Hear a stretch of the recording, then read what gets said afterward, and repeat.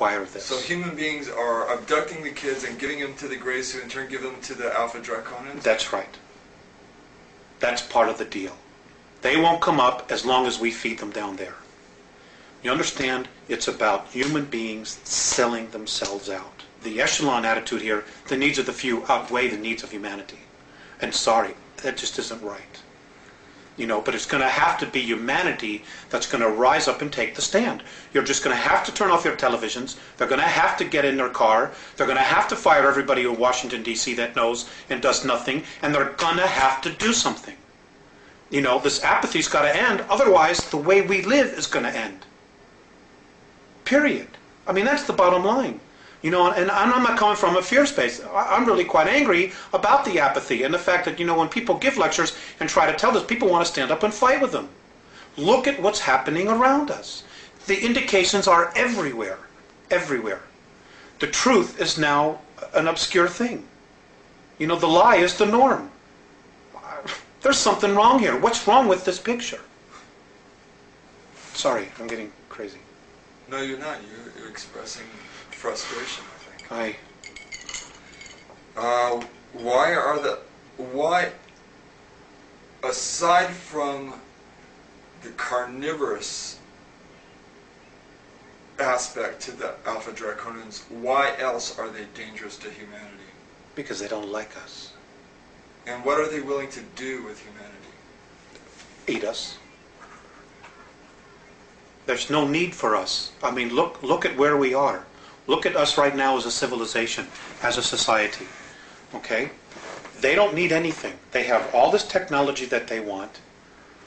We can't really offer them except maybe work, do some work for them. But they don't need all of us to work for them. They don't respect human life in any way whatsoever. And this goes back to Lyra, to where the original war started.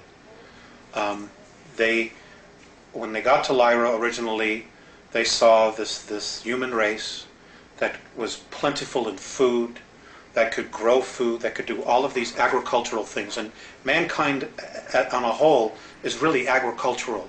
We really, as a race, if we were left alone, would be nurturing the earth. We would be living in tribal communities like the Native American Indians did. You know, that's really our essence, our nature, I'm sorry. That's really our nature, our essence. And, you know, the cities and the culture that we're living in now has totally cut us off from the land, from what our real essence is, which is nature. And, you know, we're starting to feed off each other now.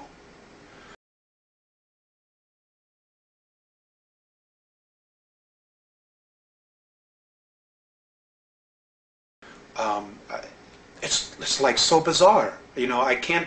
It's like when I see the Andromedans, or when I've been exposed to the Pleiadians, when I see how they live and they teach and they live with each other and they respect each other, and I come here, it's like, you know, it reminds me of that sentence that Abraham Lincoln, that quote that Abraham Lincoln once said.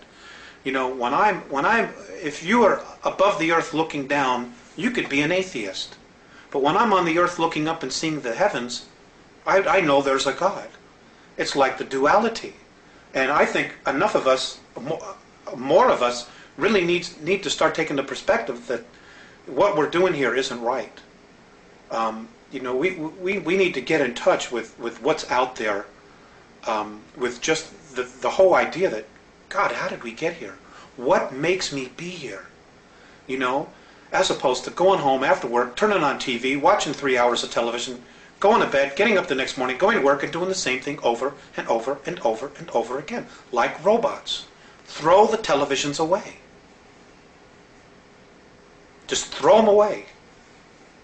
Okay, what are the physical characteristics of the Alpha Draconians? What do they look like? I don't have that. Maybe it's in the car. They're ugly. I mean, they think we're ugly, too. You know, and I guess it's all a matter of perspective and belief system.